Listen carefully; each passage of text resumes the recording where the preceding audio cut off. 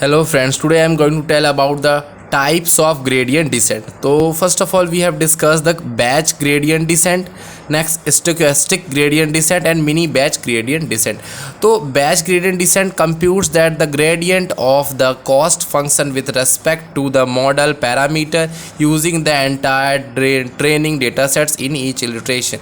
एक तरह से ये बोलना चाहिए बैच ग्रेडियंट डिसेंट में कि द ट्रेनिंग डेटा सेट को हम लोग एज ए एवरेज मीन निकाल के उसको प्रॉब्लम को सॉल्व करने के लिए उसको यूज़ करते हैं in a single step in stochastic gradient descent in order hands computes that gradient using only a single training example और the small subset of example in each iteration.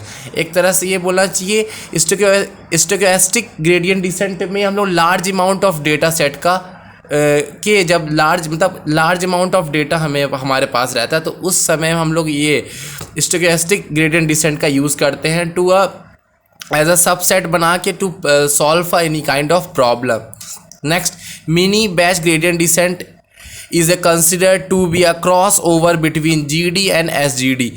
GD means एक तरह का ये gradient descent, SGD means stochastic gradient descent, मतलब जिसमें batch gradient descent और stochastic gradient descent का दोनों कॉम्बिनेशन रहता है। In the approach instead of iteration through the entire data set और one observation we split the data set into a small subset. वो small subset में distribute करके as a batches and compute the gradient for each batch.